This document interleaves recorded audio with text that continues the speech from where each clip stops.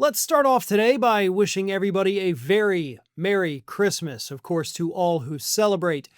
And isn't it nice that we can actually say Merry Christmas? Donald Trump made it legal because, as he's told us many times, before he became president, it had become illegal to say Merry Christmas.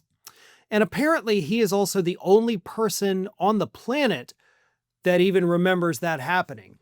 So that's quite remarkable that he not only did that, but is the only one that remembers when it was illegal to say Merry Christmas.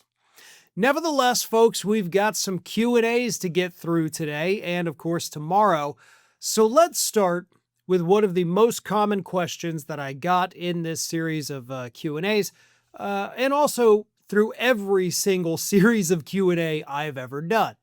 This is the question people want answered the most, so here it is. This is from at SamsonWard9577, who asks, when Donald Trump leaves office and ultimately kicks the bucket, where do you think MAGA will be in the future? Will they find another person to follow, or will they fade off into obscurity?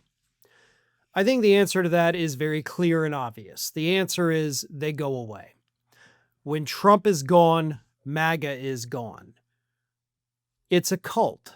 We have to stop thinking of this as any kind of political movement, right? Movements can change leaders. Political parties can change leaders. Cults die when the cult leader is gone. And that is exactly what we are looking at with this particular situation. There is no heir apparent, one, because Donald Trump doesn't want to share the throne, or even say that somebody else is taking the throne. And because of that, there's no way to shift this allegiance slowly over time. So when Trump leaves, all the allegiance is gone and those folks are out of here. The other reason I say that it's definitely going to go away is because it's already going away. At the start of this year, 56% of registered Republicans said they identify as MAGA. That number has dropped down to 50% at the end of Trump's first year. So MAGA is already detaching itself, right? Saying, okay, yeah, I did this thing. I experimented with MAGA for a few years, if you will. It wasn't for me. I'm not really into that kind of thing. So I'm just going to go back to being a regular Republican. So think of it that way, right? The person who goes off to college and experiments a little with themselves and others, and then decides if it is or is not for them. That's what we're seeing with MAGA. So the numbers are dropping.